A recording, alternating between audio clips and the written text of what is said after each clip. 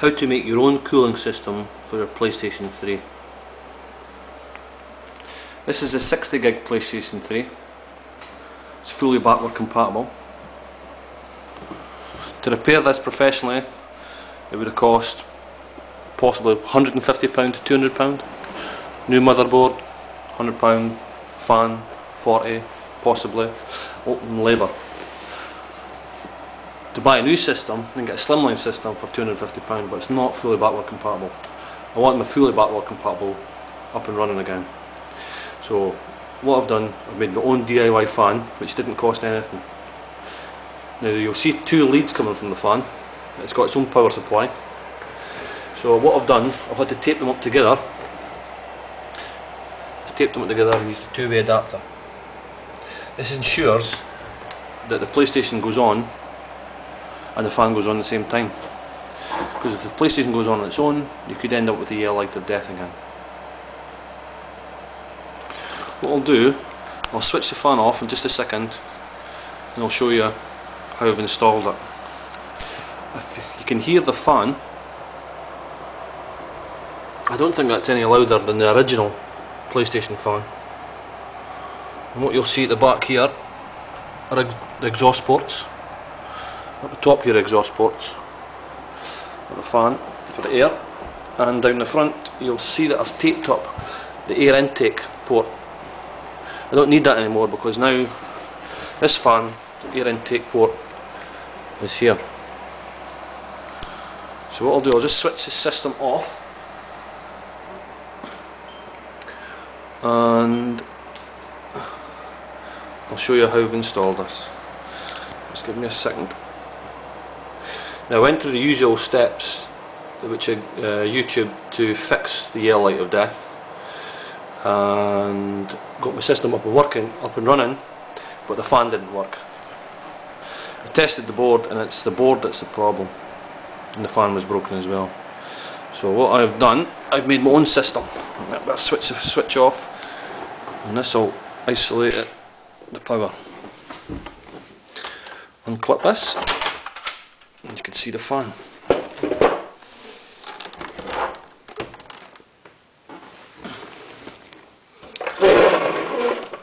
Okay. I'll pop this camera down for a second because I'm going to have to take the fan out, and this is a two-handed job. This is a kitchen extractor fan. This is 5-inch. This is just what I had lying about, so it didn't cost me any money at all to repair the system. A 4-inch fan, a bathroom fan, may have been better because the motor in the centre is a bit smaller. And because of the motors in that position, there's no air behind that, but the air's all around here. But I sealed all the way around, so all the airflow is going through the heatsink. Now the heatsink's just at the back here. It's at the base of the PS3, so I had to cut a hole in the bottom of the PS3. I've removed the original fan, and you can see the copper piping and maybe the processor. So airflow goes around here and goes through the heatsink as normal and comes out the exhaust ports. What I had to do, because I used a kitchen fan again, I've had to put a spacer in.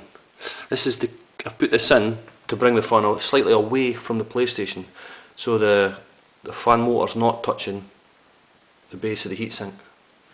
Got 4 bolts, 1 bolt there, there's a bolt under here, there's a bolt there, I don't know if you can see that, and you might be able to see there's a bolt in there. 4 bolts, and I've sealed it all up. What I'll do, I'm going to strip it open, like you see exactly how I've done it. I've taped this over temporarily just now, but I'm going to put this on the inside so it looks a bit better. And if it was a bathroom fan, obviously it would have been a bit smaller. It's quite a big fan, but it's not any noisier and it works. It's been up and running for about 2 weeks now, and I've played a number of games on it, and the system's been on for 6 to 8 hours at a time, and it's not overheated. So it's working. It seems to be working. Didn't cost anything. There's plenty of videos on YouTube how to take a PlayStation 3 apart, so I'll just fast forward mine and I'll get right down to the extraction system, the cooling system. This is the bottom of the PlayStation 3, that's the heatsink, and the fan would sit in there. This is an old fan, so it's no use anymore. They're just taking it out. It's an old 15 blade fan. The way the blades have been designed, the airflow goes to the side rather than forward. My new cooling system, the air goes forward, but the air gets trapped and pushes its way all the way through the heatsink. Exhaust ports to the back. An exhaust vent to the side on the heatsink. This is where the airflow goes all the way through the heatsink. At the front of the PlayStation, it's the front upside down, you see that's all been blocked off. So the air can't go through that way. And that's how I've blocked my vent off at the front, because that's the old air intake for the old fan. I've used a resin hardener and I've painted over black. I've sealed everything that I could, so no air gets through the system. The only air that gets through is through the heatsink.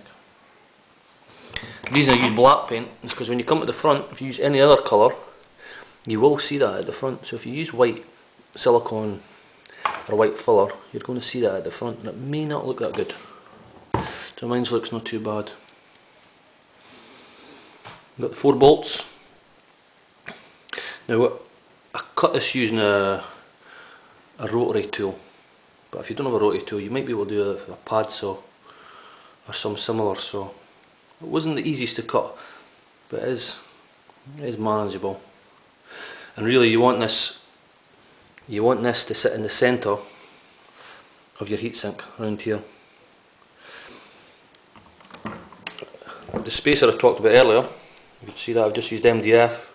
Now the reason I've used the spacer, because this motor for the fan was touching the heatsink. It was touching around there, and I didn't want it touching. I wanted a bit of space between.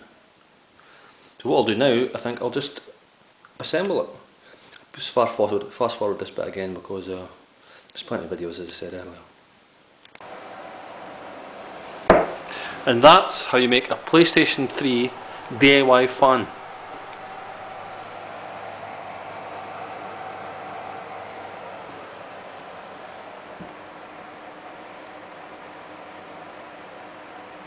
Thanks for watching.